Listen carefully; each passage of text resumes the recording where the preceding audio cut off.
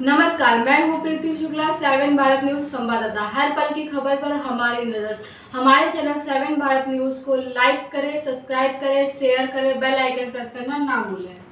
हिंदुस्तान में चाचा भतीजे की सियासी नूरा कुश्ती कोई नई बात नहीं है और जब बात यूपी बिहार की हो तो फिर तो क्या ही कहने।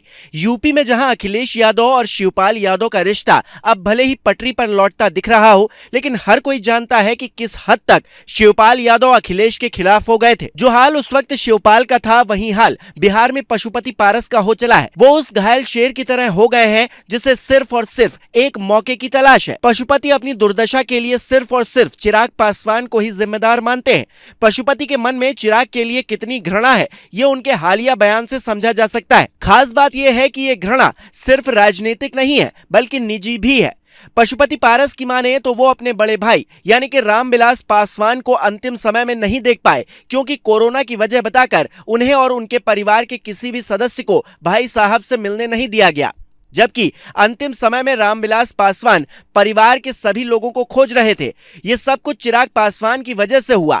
खगड़िया में एक सभा को संबोधित करते हुए पशुपति पारस ने इस बात का जिक्र करते हुए अपने भतीजे चिराग पासवान को चांडाल तक कह डाला और बोले, जो जैसा करेगा उसे वैसा ही फल मिलेगा। अंतिम समय में जब पासवान जी बीमार पड़े, चंडाल व्यक्ति हमारे किसी भी परिवार के सदस्य को उनसे मिलने नहीं।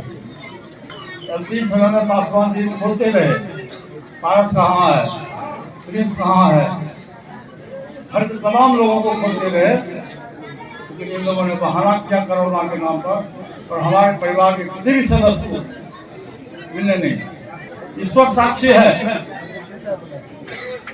जो जैसा कर्म करेगा वैसा फल देगा भगवान, यह है गीता का ज्ञान। अब सवाल यह है कि चिराग ने अपने चाचा को अपने बड़े भाई से क्या जानबूझकर मिलने नहीं दिया, और अगर ये सच है तो इसके पीछे क्या वजह हो सकती है। 8 अक्टूबर 2020 को रामविलास पासवान की मौत हुई थी। वो एक ऐसा दौर था जब लोग कोविड के खौफ से घरों में दुबक कर बैठे थे और पूरी दुनिया में हाहाकार मचा हुआ था। लाखों लोगों की मौत हो चुकी थी। इस बीच अगर पशुपति पारस या उनके परिवार के किसी सदस्य को रामविलास पासवान से नहीं मिलने दिया गया तो उसके पीछे एक ठोस वजह नजर आती है। हालांकि जिस वक्त रामविलास नहीं रहे उस वक्त पार्टी के अंदर कोई गहमा गहमी नहीं थी, लेकिन रामविलास पासवान के निधन के बाद एलजेपी अचानक टूट गई। कुछ वक्त तक लोगों को लगा कि चिराग पासवान पिता के जाते ही सियासी हाशिए पर चले गए और पशुपति पारस ने पार्टी को हाईजैक कर लिया। सांसदों को अपनी तरफ करके केंद्र में मंत्री का पद लेते वक्त पशुपति पारस को एहसास नहीं हुआ कि वो अपने भाई के जाते ही सियासी तौर पर क्या करने लग गए। क्या सिर्फ भाई से मुलाकात न करने देना ही पशुपति के लिए पार्टी को तोड़ने का कारण बना, या फिर पशुपति पारस के मन में पैदा हुए सियासी लालच ने उनसे ये सब करवाया?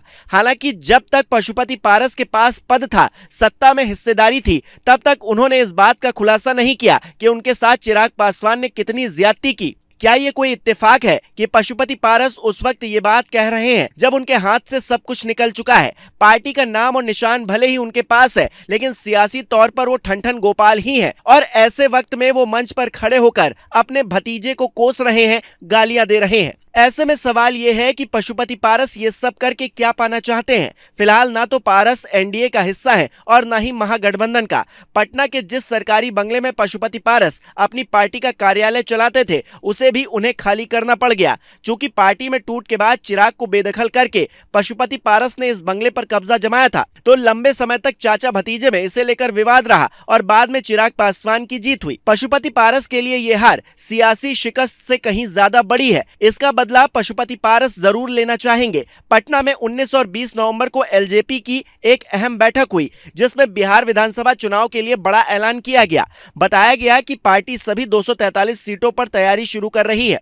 इस बार पशुपति पारस अपने बेटे यशराज को भी अलौली से चुनाव लड़ाने की भूमिका बांध रहे हैं। शायद इसीलिए पशुपति पारस अपनी जुबान को रोक नहीं रहे और जो मन में आ रहा है बोलते जा रहे हैं। उन्हें अच्छे से पता है कि उनके पास अगर कोई विक्टिम कार्ड नहीं होगा तो वो सियासी मैदान में हमेशा चिराग पासवान से मात खाएंगे। इसीलिए वो दिवंगत रामविलास पासवान का सहारा ले रहे हैं। उन्हें अच्छे से पता है कि रामविलास के नाम पर पार्टी और वोटरों दोनों पर ही मजबूत पकड़ बनाई जा सकती है, और सियासत में भी ये कहावत लागू होती है, जिसकी लाठी उसी की भैंस।